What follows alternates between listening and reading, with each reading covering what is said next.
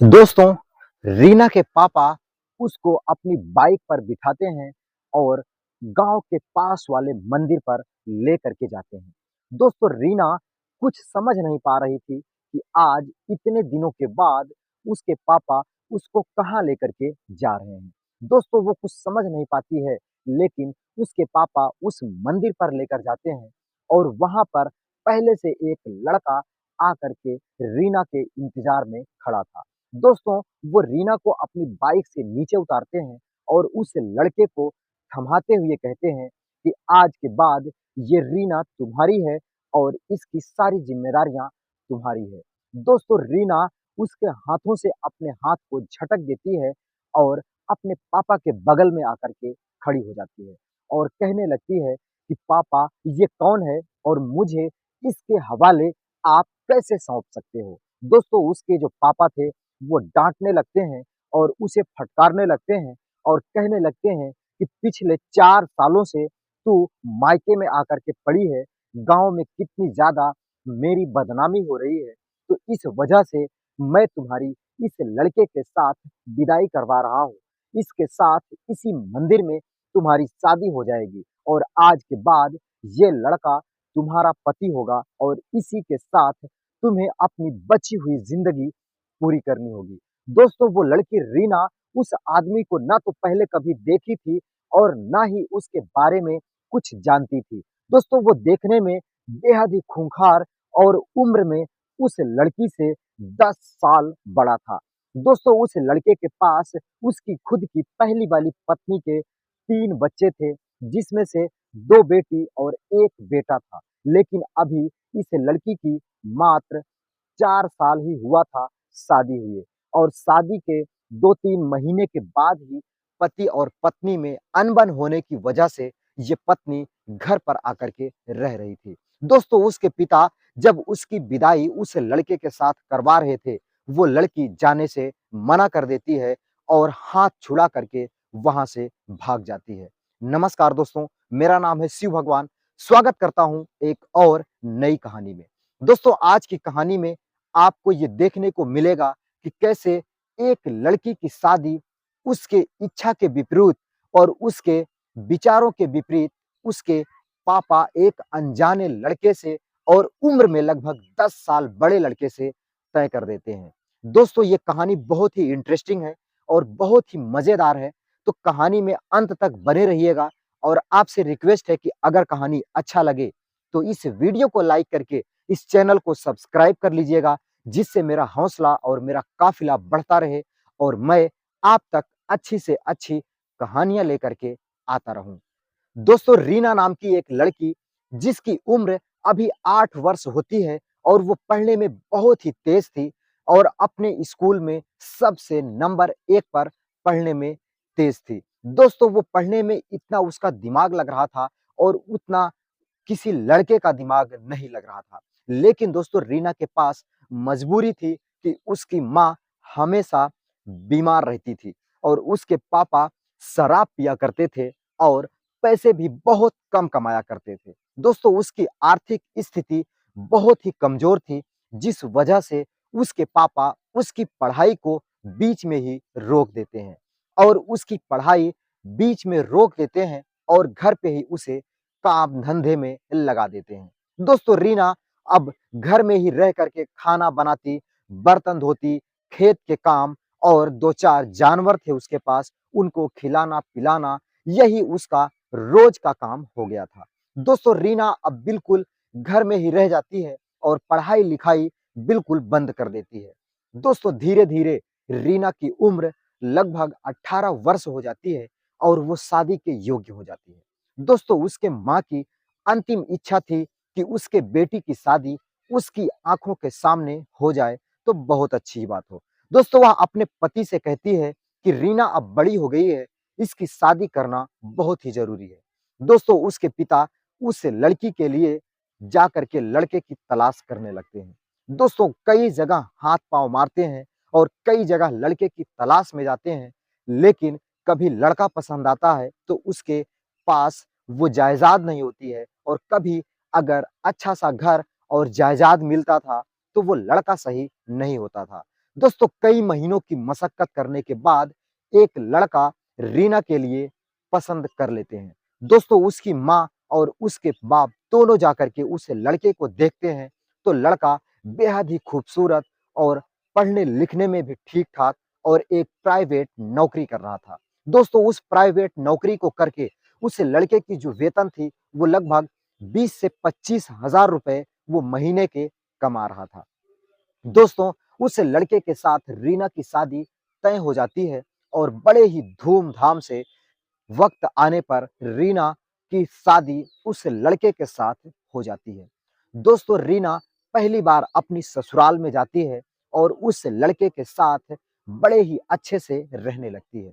दोस्तों दोनों का जो प्यार था वो बहुत ही अच्छा चल रहा था नहीं थी। दोस्तों रीना 2-4 दिन के लिए अपने मायके आती, तो वो लड़का फ़ोन कर के रीना को परेशान कर देता और रीना बिना ही सोचे-समझे भाग करके फिर अपने ससुराल चली जाती।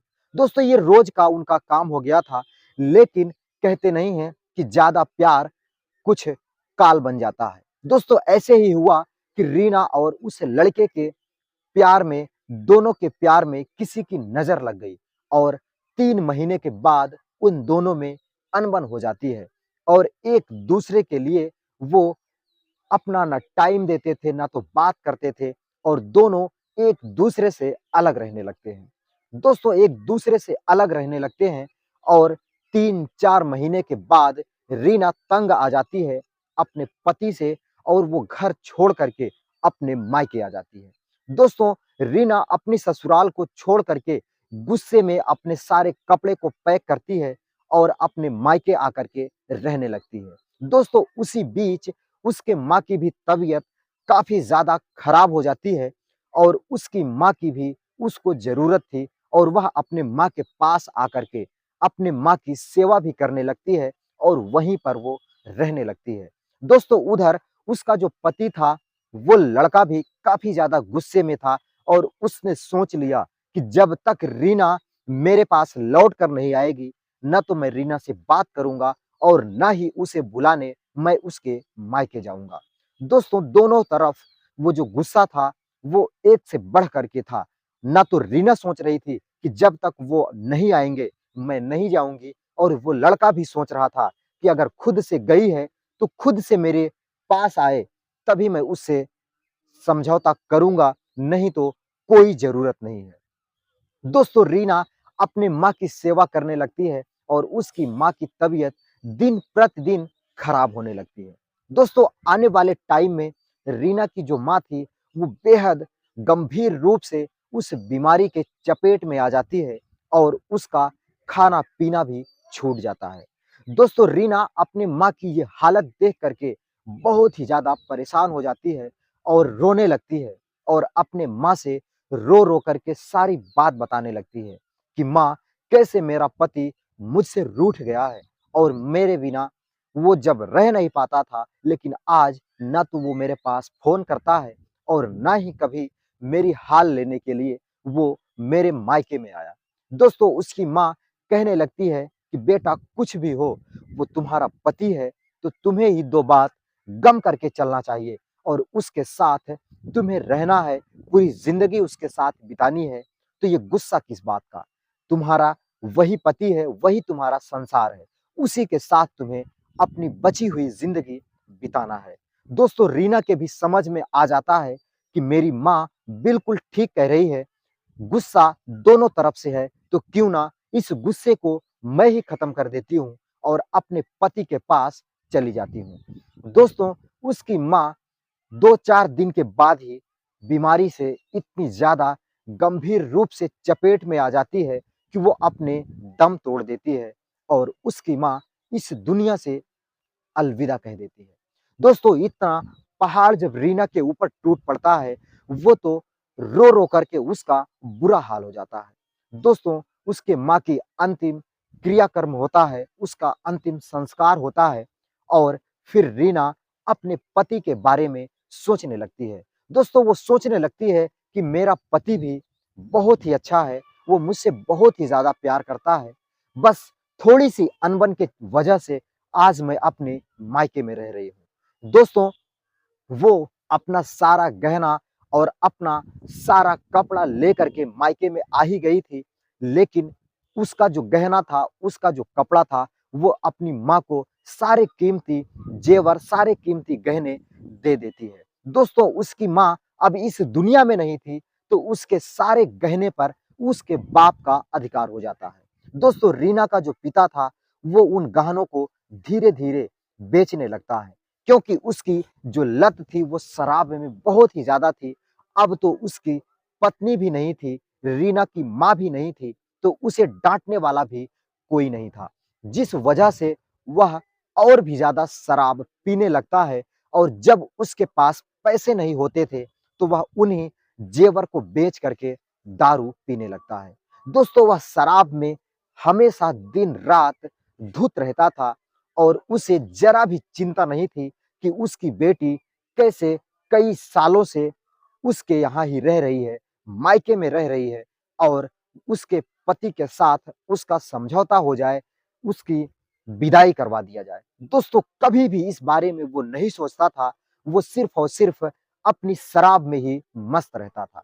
दोस्तों, धीरे-धीरे वो रीना का सारा गहना बेच देता है और बेच करके शराब पी लेता है।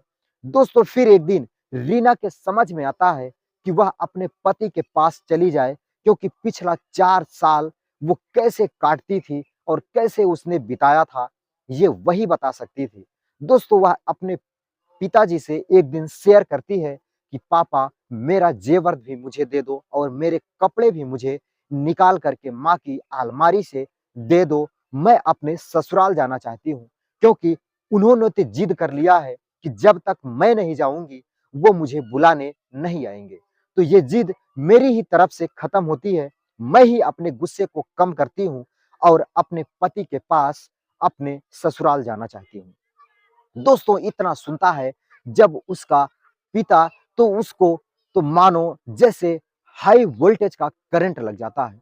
दोस्तों, वह 2 ही मिनट चुप रहता है और फिर अपनी बेटी को डाँटने लगता है और कहने लगता है, मेरी बेटी क्या गिरी हुई है जो खुद से अपने ससुराल जाए।